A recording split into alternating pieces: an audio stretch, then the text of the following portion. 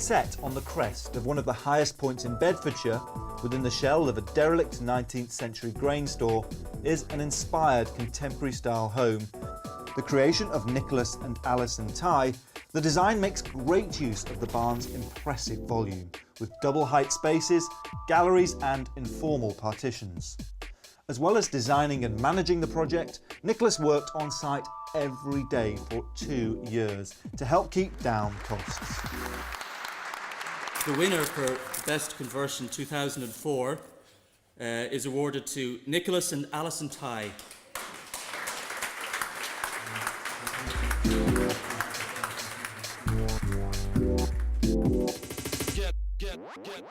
We were searching for some time, some years in London for somewhere else to live. We'd converted a shoe factory in Clerkenwell and we didn't have any terracing or outside space at all. And we're originally from the countryside and so we were looking for something slightly different. When we purchased the building, it was derelict and empty as a grain store, but it was sold with detailed planning permission.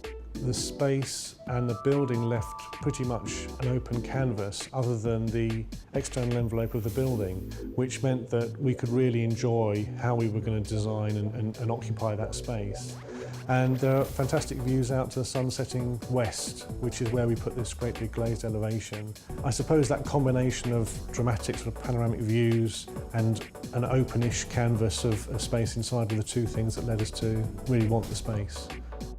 Planning permission included 6 bedrooms and 2 levels. The 6 bedrooms didn't quite work for us because we wanted to create some double, triple height spaces that created a feeling of spatial volume, which otherwise would have been devoid if we'd just run a first floor right the way through the building. So we decided to offset the 4 bedrooms against the spaces. And although we were advised against it in estate agent terms, we thought that visually it would be actually the right decision. Because we've got a wonderful view at the end of the barn, it made sense to make this processional route outside to the far end of the barn for the entrance and garaging. Coming into the house, it's effectively a processional route through the house, which is taking you through a series of open spaces that have their own functions within them. So there's a kitchen space, the dining space that we're in now, a fire space, which is quite a snug sort of area in an open plan living space, and then up to the main living room, which has the views out to the end.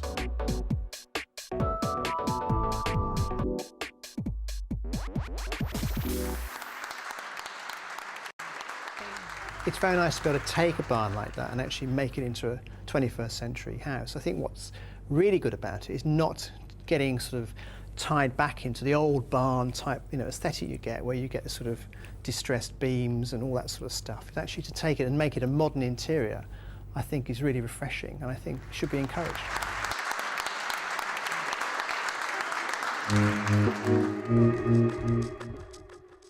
This year's overall winning project was selected from amongst the category winners and is the project that we felt best embodies the spirit of the self-builder. The first prize is £5,000.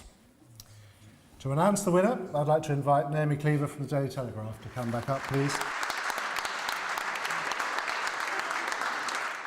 The award for Home of the Year 2004 goes to Nicholas and Alison Tighe for their spectacular barn conversion in Bedfordshire.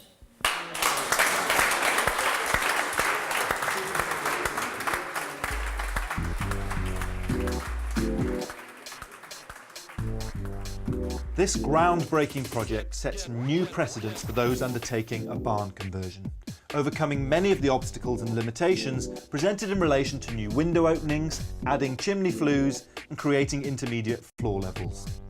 Interesting from a planning perspective, as a new home it is simply thrilling, with wonderful open plan spaces somehow kept incredibly intimate by the clever use of informal divides, the simple separation of live-work areas and cutting-edge technology. What most impressed the judges, though, was the remarkably unpretentious approach to material specification, with plywood and even pebble dashing reclaimed as envy-inducing details.